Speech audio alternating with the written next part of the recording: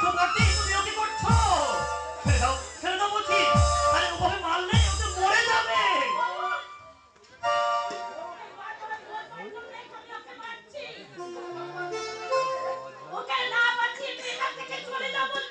না না, আমার সামনে তুমি হাতে মারতে পারবে না বর্দি। ছেড়ে দাও, ওকে ছেড়ে দাও বলছি।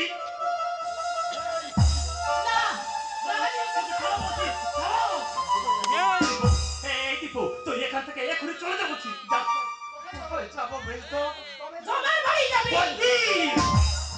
তুমি কি বলছো বর্দি? তোমার কি মাথা খারাপ হয়ে গেল? জমে বাড়িতে ওর স্থান হবে না সুদীপ। ওর মতো বিবেচনাহীন জানোয়ারের মুখ দর্শন করার পাপ। জানিস জানোস ওই গুন্ডাটা নিশিত পল্লীতে যাও মেয়ে মানুষকে মুক্তি করবে বলে ও আমার কাছে টাকা চেয়েছিল। না ভর্তি না, আমি তোমার কাছ থেকে টাকা নিয়ে আনন্দ স্ফূর্তি কিনতে চাইনি। ওই নিষিদ্ধ পল্লীতে আমি নারী দেহ বা রূপ যৌবন কিনতে চাইনি। আমি কি কিনতে গিয়েছিলাম জানো? কি? মা! আমি মা কিনতে গিয়েছিলাম। হ্যাঁ মেজদা, আমি তোমার সঙ্গে প্রতারণা করছি না, এক বিন্দু মিথ্যাও বলছি না। সত্যি আমি সেখানে মা কিনতে গিয়েছিলাম। কারণ আমি অনেকের মুখে শুনেছি আমাদের মতো নাম ঠিকানা জন্ম পরিচয়হীন মানুষের উৎপত্তি স্থান ওই পতিতালয়। হ্যাঁ, অনেক হতভাগিনী পতিতা মা ক্ষণিকের ভুলে জন্ম দেয় আমাদের মতো অবৈধ সন্তানদের। তারপর সেই ভুলের মাখন দিতে তারা হৃদয়হীন পাষাণের মতো সেই সন্তানকে ছুঁড়ে ফেলে দেয় ওই নোংরা ডাস্টবিনে। আমার পতিতা মাও না না মিলতো না। আমার হতভাগিনী মা হয়তো সেই ভুল করেছিল, তাই আমার ওই স্থান হয়েছিল পতিতালয়। তাই তাই তো আমি কত শত রাত থেকে কল্পনার রং তুলি দিয়ে যে বারবরিতা মায়ের ছবিটা আমি আমার এই হৃদয়ের ক্যানভাসে এঁকে রেখেছি, সেই ছবিটা বিলাতেই তো আমি বারবার ছুড়ে যাই ওই নিষিদ্ধ পল্লীতে। আমার বিশ্বাস মেজদা, মাকে যদি আমি কোনোদিন খুঁজে পাই নিশ্চয়ই আমি আমার জন্ম পরিচয় খুঁজে পাবো। যা, আকান্ত মদ দিলে তুই ওখানেই পড়ে থাকবে। যা, তুই আর কোনোদিন এই বাড়িতে ফিরে আসবি না। আমরা তোকে ওই রাস্তা থেকে কুড়িয়ে এনে মানুষ করেছিলাম। এই লজ্জার কথা তুই কোনোদিন কারোর কাছে যেন প্রকাশ করবি না। যা, যা আমার চোখের সামনে থেকে তুই বেরিয়ে যা বলছি। আর যদি না যাস তাহলে আমি ওই 33 কোটি দেবতার নামে সাক্ষী রেখে। বর্দি, তোমার কি মাথা খারাপ হয়ে গেল বর্দি? কেন বাজে তর্ক করে নিজেকে তুমি উত্তেজিত করছো বর্দি? আচ্ছা আচ্ছা, তুমি বলো তো ঠিক কখন আমি অফিস থেকে ফিরে এসেছি?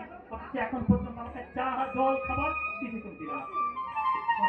বর্দি, তুমি চলো তো, আমার ভীষণ খিদে পেয়েছে, আমাকে খেতে দিতে। চলো চলো চলো চলো।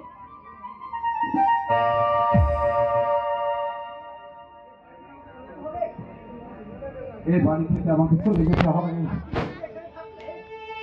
আর কিছুদিন এখানে থাকলে এদের মায়া মমতার অক্টোপাস ফাঁসের মতো আমার গলায় চেপে বসবে। তাই আর আমি ভাবতে পারছি না, জমজমাটে নেশাটা আমার ফিকে হয়ে আসছে। আমাকে মদ খেতে হবে, আমাকে আরো মদ খেতে হবে, না হলে আমার এবার এই যন্ত্রণা ঝড় আমার হৃদয় ক্ষত বিক্ষত করে দেবে। টাকা, মদ খেতে হলে আমাকে খুব টাকার প্রয়োজন। কিন্তু কিন্তু পকেটে তো একটা টাকাও নেই। কোথায় পাই আমি টাকা? একটা টাকাও তো আমার পকেটে নেই। ওয়ার্কার অফিসের ব্যাগটা এখানে রেখে গেছে। দেখি, খুঁজে দেখি 200 টাকা যদি ওর ভিতরে পাওয়া যায়।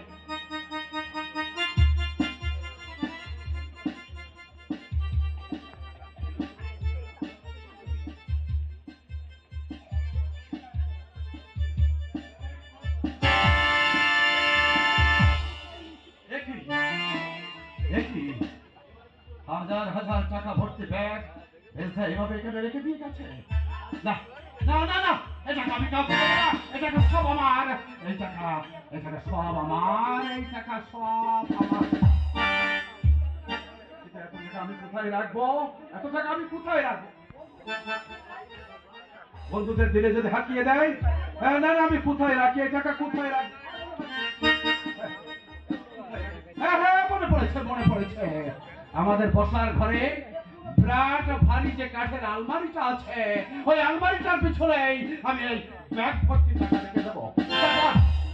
তারপর সুযোগ বুঝে এই টাকা দিয়ে আমি আমার জন্ম পরিচয় কিনবো, আমি আমার বাচ্চার ঠিকানা কিনবো, আমি আমার